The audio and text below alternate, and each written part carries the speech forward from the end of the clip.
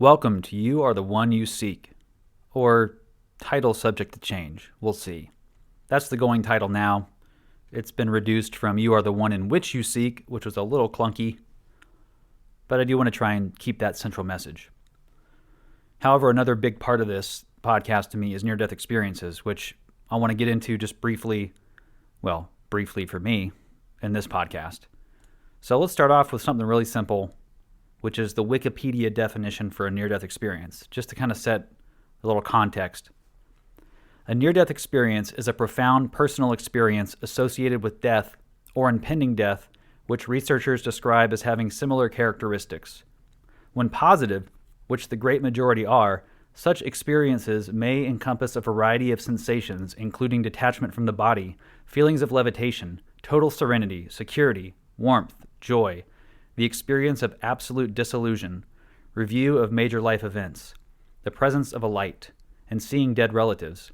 When negative, such experiences may include sensations of anguish, distress, of void, devastation, vast emptiness, seeing hellish places, and quote-unquote the devil. NDEs usually occur during reversible clinical death. Explanations for NDEs vary from scientific to religious. Neuroscience research hypothesized that an NDE is a subjective phenomenon resulting from quote-unquote disturbed bodily multisensory integration, quote-unquote, that occurs during life-threatening events. Some transcendental and religious beliefs about an afterlife include descriptions similar to NDEs. In the U.S., an estimated 9 million people have reported an NDE, according to a 2011 study in Annals of New York Academy of Sciences. Most of these near-death experiences resulted from serious injury that affects the body or brain. So that's kind of that's a Wikipedia version of it, so it's a little bit broad, but it gives you a good context. And it certainly holds true for people in my life who I actually know who have had near-death experiences that did involve any physical death, but involved some close calls, like really, really close calls, and how they were essentially transported out of their body. And then there's people who have literally died that have told their story, have had no brain activity for 10, 15, 20 minutes, however long, and during that time witnessed things that were happening to their body that the doctors were doing that would have been impossible under any currently understood science. If like the Wikipedia article says, that doctors describe it as a subjective phenomenon that's a disturbed bodily multisensory integration, whatever that means. And I'm not a doctor, so I'm not trying to mock the education level and knowledge that resides there, but that seems to me like a very wordy way to say we have no idea. And because they have no idea, and they can't draw any conclusive evidence from it, then let's look at where there is conclusive, compelling, redundant evidence. And that is that these people are witnessing things outside of the body that shouldn't be possible if we're only living in a physical universe. So where the evidence comes in is where all the people who have had these experiences are able to give detailed articulation of what was happening to their bodies, what every single person in the room was thinking, and I'll kind of get into that a little bit more later. But there's truly been some very compelling evidence to me, and granted I haven't had firsthand access to it, and I realize that's not very scientific, right? But when you have these cases documented, and again, 9 million people in that study in 2011, that was then, there's been a lot more since. And again, the stigma has been so high with this that people are afraid to tell their stories. So there's a lot of people right now who are just clamming up because they're in a circle where they can't broadcast that to really anybody around them, or they might be seen as any number of things given all the different beliefs we have out there. But to me, this is where the evidence comes into play that was compelling to me, when you have people that had catastrophic injuries, in some cases people that were brain dead and had zero chance of coming back. It's like you hear those cases in the hospitals where it's a miracle, they should have been dead. Those people probably had an NDE, and a lot of times in those NDEs people are given a choice. Do you want to stay or do you want to go back? And most people go, of course I want to stay.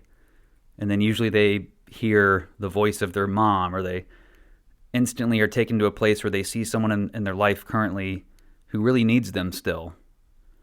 And they go, okay, I got to go back. I'm not done yet. And it's pretty wild to think that the entire experience being so full of bliss there, that we would still choose to come back here, even when given the choice, knowing how terrible life can get. So that must mean that what we're doing here is truly of value, or else we would definitely not come back and keep doing it once we were free. So that begs the question, what is consciousness? Is it housed in our body, or is it just being transmitted through these bodies? And then, like that law of physics that energy cannot be destroyed, only converted, it's the same with us. Our bodies are just a vehicle. And so those being destroyed is truly of no consequence to our soul, to our spirit, to our journey. I mean, it's consequential in that your life means something, and certainly to the people around you, if you're alive or dead, it means something. But in the grand scheme, it was all just to teach us to remember. So I plan to have some guests on the show that are going to go into details about their near-death experiences, or even ones that were borderline near-death experiences. I'm interested in people who have had spontaneous or even guided out-of-body experiences, who can astral travel. I've been really fascinated with the Monroe Institute and the Gateway experience. And I've been trying to do the audio kind of out of order, and unfortunately with, I think, enough distractions that I haven't been able to fully get to the point where I'm ready to travel outside of my body. But I've had some really profound sensations and relaxation doing those meditations. But they're designed to help you actually leave your body and explore the non-physical universe.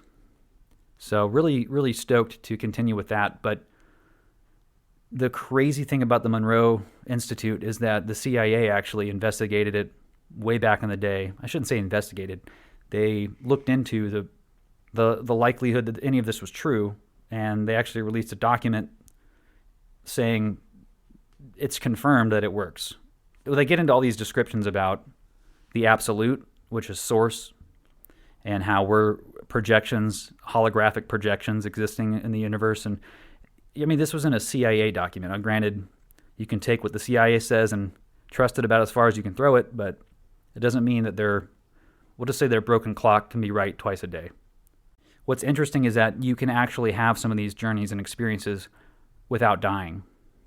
And I believe that all the people who have had NDEs that came back and can articulate them, they chose that ahead of time to happen in their life so that they would be able to make others aware.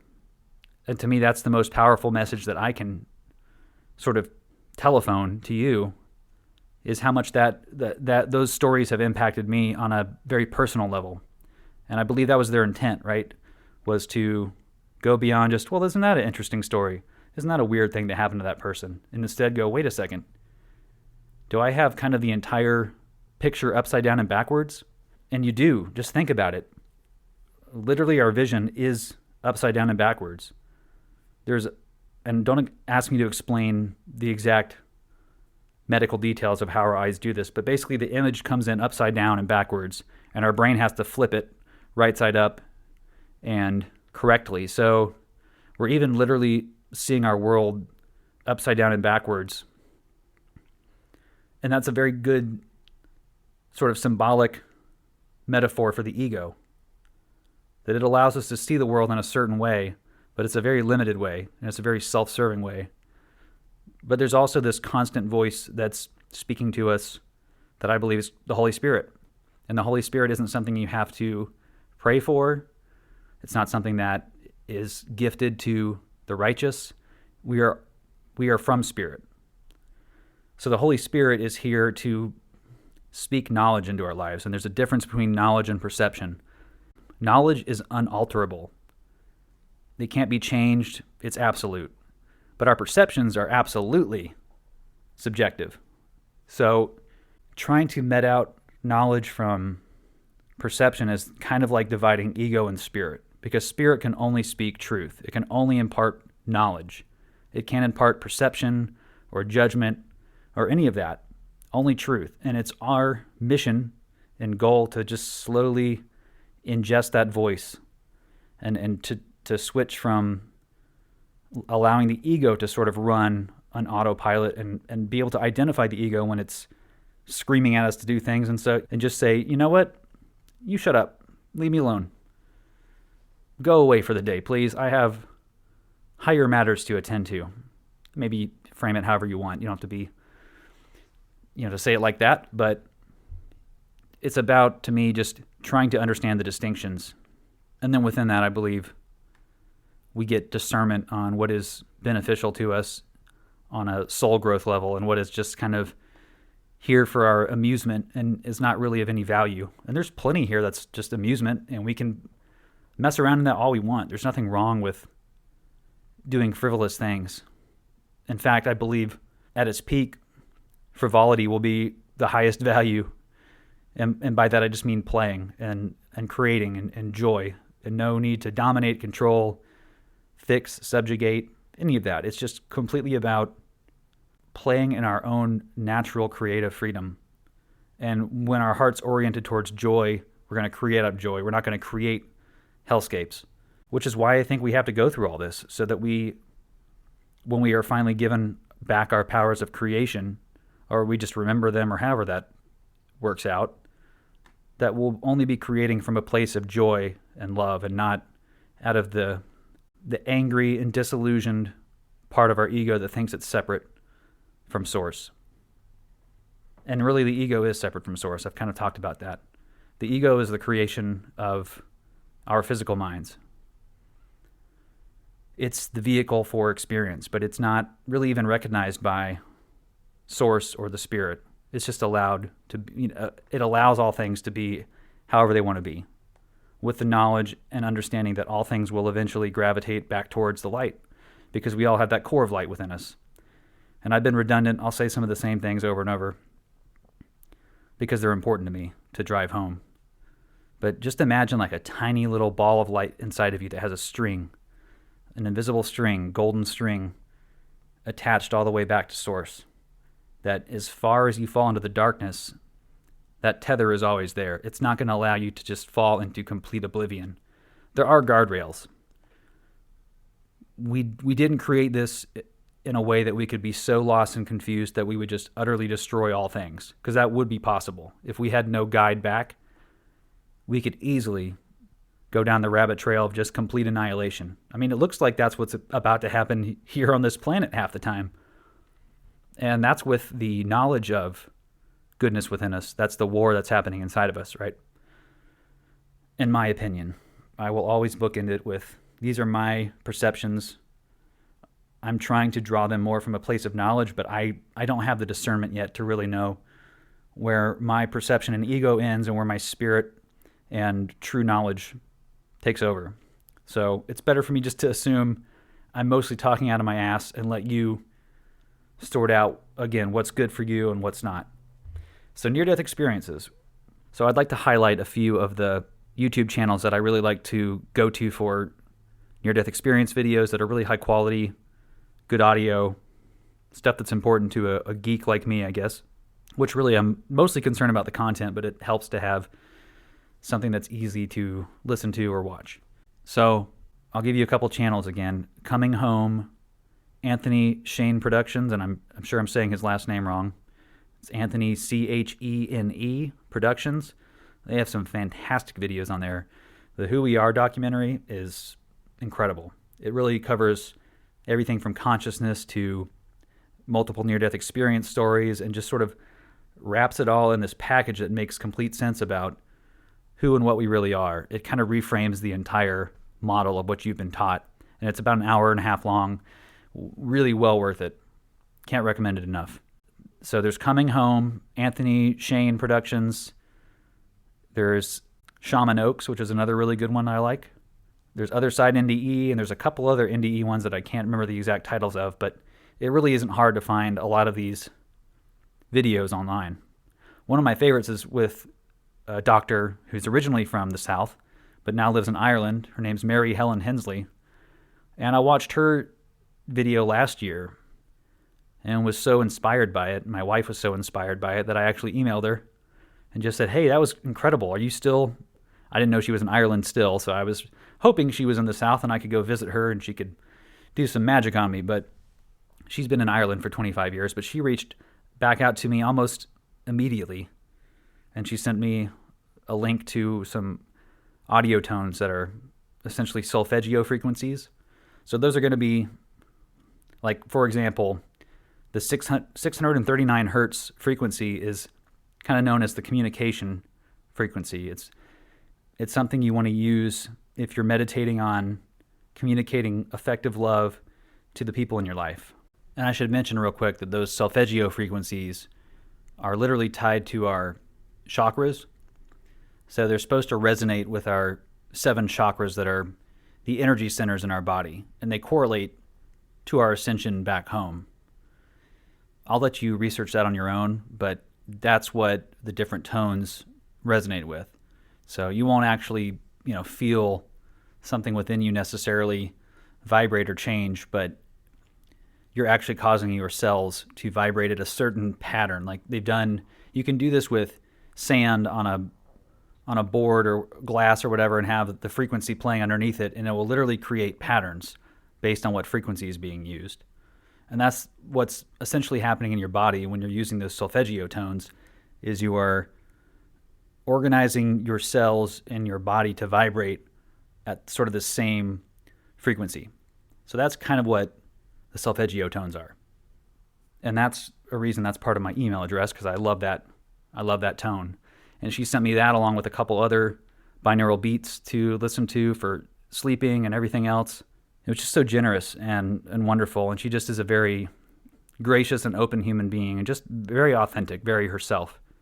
And her story is incredible. I mean, she died in a very terrible car accident when she was younger and had a very profound journey.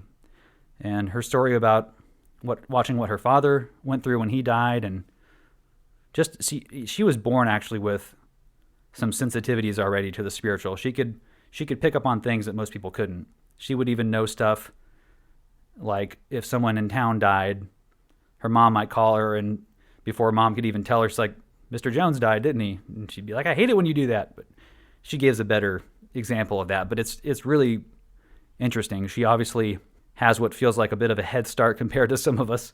But either way, that doesn't diminish the amazing nature of her story. And, you hear her tell it on multiple channels, and it's extremely consistent. That's the one thing, too, that really is remarkable, is these people's stories are so clear in their mind. At a time when their brain was completely shut down, they basically said that their consciousness never was gone. It was never out. Sometimes we black out and we kind of forget things, but our consciousness is not actually ever out of the picture. It's always functioning, always on. And people have described just that flow of consciousness never stopping. From the moment they were hit or died or whatever happened, they were immediately aware of everything that was happening, but just with a completely different perspective, with their love goggles on, I guess. So, again, without having firsthand experience, I'm simply here to tell other people's stories and to hopefully expose a new audience to this concept that we are more than our physical selves, that religion and rules and order are largely a byproduct of the ego and an attempt to understand the world through a very limited judgmental lens. And now I realize I have a lot of people in my life who are going to disagree with this quite heavily, that are still Christians or Mormons or whatever faith they belong to. And again, I'm not here to insult, offend, or upset my friends and family, but I'm here to speak my truth boldly and proudly, because I believe it's as important as I thought it was important to share the gospel of Jesus when I was a kid. Back then I was told, well, if you have the cure for cancer, would you just keep it to yourself? Of course not. You'd share it with everybody. So I was a good little evangelical. I was very zealous early on. I remember when I moved to Washington State at the age of 7 and was in these apartment complexes, and I was just trying to be a little missionary boy and witness to everybody and save the world. I had no concept of how things really were. And now I've kind of regained that that childlike enthusiasm to want to bring light to people, because now I actually feel like there's something to it that is resonant in a way that was never there for me, trying to take the messages from the Bible and fit them into my life now. Especially the Old Testament. I just don't have a clue how Christianity justifies so many horrific passages that deal with, the walls of Jericho, okay, and the Canaanites. God commanded the Israelites to slaughter every woman, child, livestock, cattle, everything. Not to leave a single living thing, to take the women for themselves. A holy God talking about complete annihilation and subjugation and rape as perfectly acceptable because the Canaanites were so wicked. Well, I think we can see where people use the Old Testament God to still justify merciless slaughter and somehow are compelled that this is the righteous will of God. Or in the words of Christopher Hitchens, why are we taking our cues from Bronze Age Palestinian goat herders? And that's absolutely no slam on Palestine, to be clear. There's no hero or villain in the Bible for me, which in my mind kind of makes it a bit of a hot mess of ego meeting fragments of, I believe, truth. I believe that there are definitely chunks of information in the Bible that are resonant because I believe there was an attempt to spread that message from many different people. In fact, Jeshua and the Jeshua channelings, who came as the person of Jesus on this earth, he said that he also came as a few other people to try and share the same message. Not that you need one person to save you, but that you are fully capable of saving yourself from this fantasy or illusion that you're separate and you're cut off and you're judged. You can save yourself from that just by remembering. Jeshua was literally here to hold up a mirror. That was it. And what? What do you mean? Well, Jeshua wanted us to see the divinity within ourselves. So he was here to literally be a mirror for us. We look into his eyes and we see our own divinity reflected back to us. And in fact, Jeshua goes on in these channelings to say, I am not greater than you. I am not more powerful or worthy or holy. I am the same as you. I just happen to have more time to move up the ranks kind of deal.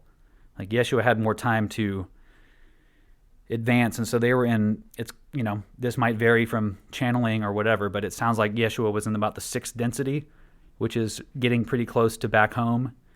And they were at a point where they were so connected to the divine but they saw the pain and suffering happening on earth and just sort of this vicious cycle of warfare and misunderstanding. And Jeshua wanted to come here to help us and thought that would be maybe in the form of kind of being a great ruler or king or whatever. But Source just said, I want you to hold up a mirror and remind them of their divinity. So Jeshua said that his results were very ambiguous. When he came, that his disciples were constantly confused. They deified him and pedestalized him constantly when he said, no, the kingdom is within you. Have I not said you are already gods yourselves? There are many examples throughout the New Testament where it appears Jesus is trying to tell us, his disciples, that salvation lies within, that it's not required to go. Sin doesn't have to be punished. There doesn't have to be a human sacrifice or a blood offering or any of that stuff. That is all based on our tragic misunderstandings of how to attain our own natural holiness. And so Jeshua was just here to be like, look, I'm not special. I'm just a messenger of your own specialness. I'm actually showing you the light and love from your ascended future selves, which I know is a head trip, but essentially, if you think about it that way, it makes sense. If we've already reached our ascension, but it happens in a place where time doesn't exist, then we're experiencing this in a kind of non-linear way, truly. In fact, I've been under the impression that when we choose lives, we can choose them at different points in history, potentially. You may not come back to the current timeline. You might go back 400 years to live this other life. Trust me, I really don't know how all of that works. A lot of speculation again. But the core of it is that Jeshua came here to bring us the love and energy from what we've already accomplished. and not through any conquest or buffeting our bodies or punishing ourselves or seeing ourselves as unworthy, miserable sacks, kneeling at the throne or face first at the cross. All of these images are so empowering to the ego because they imply that through physical acts, through some sort of penance, can we earn something that isn't even ever outside of our grasp. It's never something we actually have to earn. We just remember it. So yes, this is way off track from the NDEs, but in my mind, it's very, very similar. People who have had NDEs have experienced meeting their higher self or what they perceived as Jeshua, and people who died seeing Shiva or Buddha or whatever else had just as relevant and incredible of a journey. It's really, I think, in that case, it's about orienting you back towards your home. And at first you might want to see something that's familiar and comforting. So I believe that, our guides or angels, they can probably take all kinds of shapes and show up as something very familiar and comforting.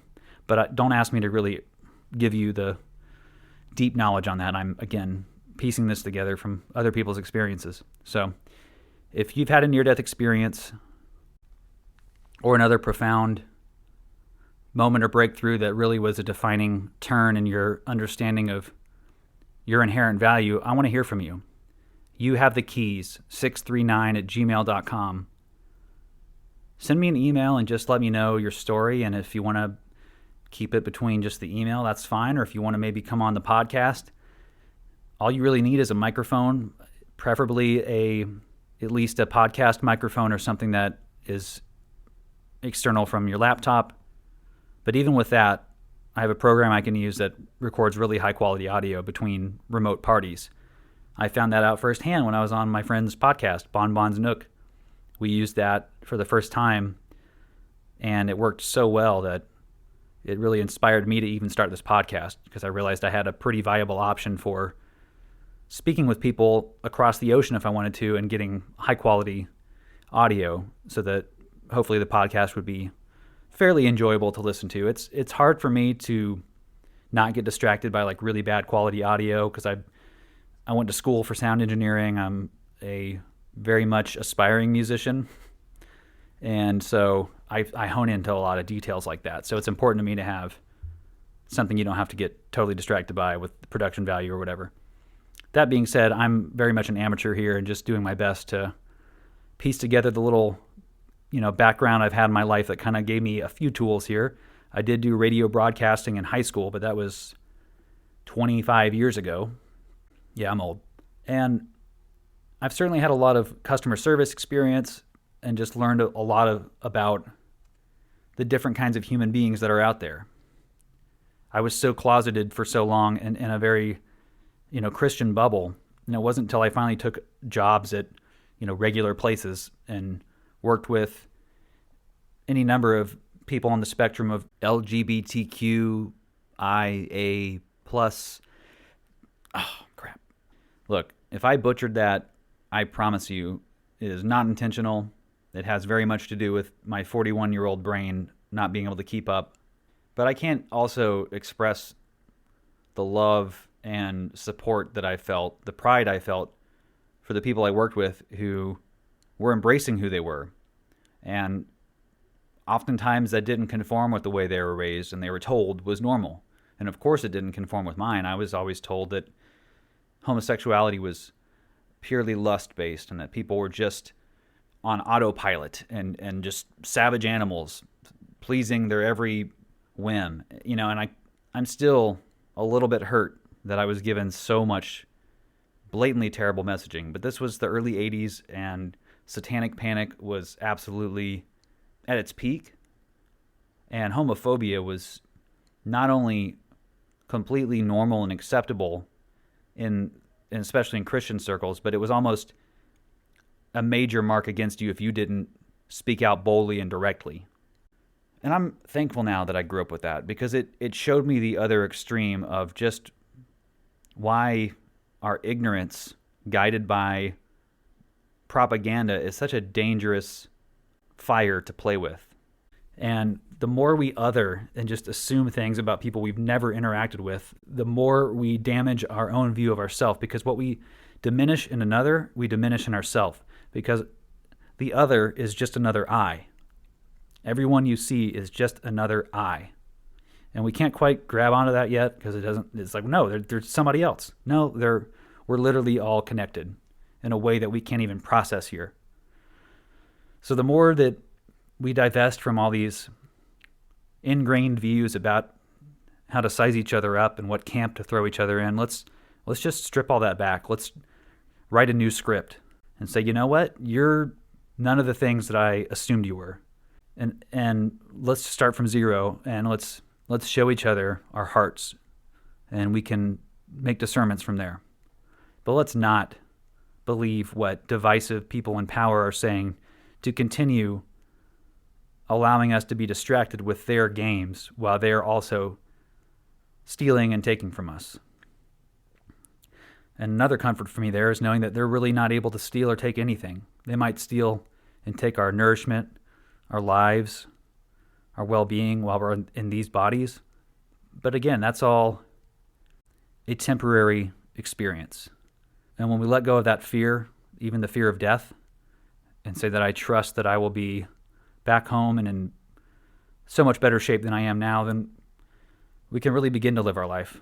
It's kind of like the Fight Club quote that I have resonated with my whole life. It's only when you've lost everything that you're free to do anything. And I used to think that was a metaphor for giving my life over to Christ. And in a way, it still is. It's about giving my ego's desires over to what I know deep down is a more fulfilling pursuit, which is just to seek out love and to try and be the light wherever I am, and to make sure that other people know that I see that light within them. That's what namaste means. The light within me sees the light within you. Or you can say soul or whatever. People sort of swap those terms. So before I get too off course, I would like to at least give a brief breakdown of how I understand the body versus the soul versus the spirit. The body is merely the physical vehicle for your soul to experience different lives, different bodies, different forms. So the ego needs the body, but the spirit doesn't need either. The spirit is completely intact, whole, outside of time and space, in perfection, in a state of grace forever. It can't be harmed by our decisions or actions here. It can't be altered in any way. It can't be manipulated because it has no ability to receive anything back. It's only giving. It's only shooting out its love energy. There is no need for anything to return back to it. So the spirit is that part of us that is outside of this entire hologram.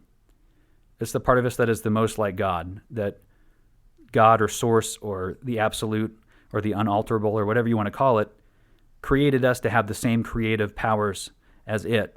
But first we had to learn about, again, why we want to create out of love and not ego and darkness, which you can't actually even create from. You can only temporarily confuse yourself. You can't actually build anything out of darkness, because as soon as light shines on it, it dissolves. It doesn't even hold up. So it's not even actually a real thing. And that's an abstract concept, but maybe you kind of get my metaphor there, or my meaning. And now that I'm so far off topic from near-death experiences, but at least I'm sharing my heart. This is the stuff that is in my head and my mind all day long, and my hope is that you will take whatever resonates and leave the rest. And within the next episode or two, I definitely plan to have on a few guests who can help kind of make the show a little more dynamic, not just one guy monologuing all day long. I do enjoy sharing my opinion, but I also really don't like being so one-sided. I really thrive off of other people's perspectives and their lives and their opinions and their vision of things. It's super fulfilling for me to step outside of my own little echo chamber. So again, if you have anything you want to share with me directly, a story, you maybe think you have something that would be great to make an appearance on the podcast with, you have the keys 639@gmail.com. Just like it's spelled just like it sounds. You have the keys 639@gmail.com. And stay tuned, because I'm going to have a lot more interesting content and guests that are just really going to inspire people. So I'm excited about that. I'm excited about the future of this podcast, and I'm excited about the future of our souls because they are all heading towards ascension. All at different rates, all at different paces and levels, but it's all happening for our benefit. The world is not happening to you, it's happening for you. Remember that and go in love. Namaste.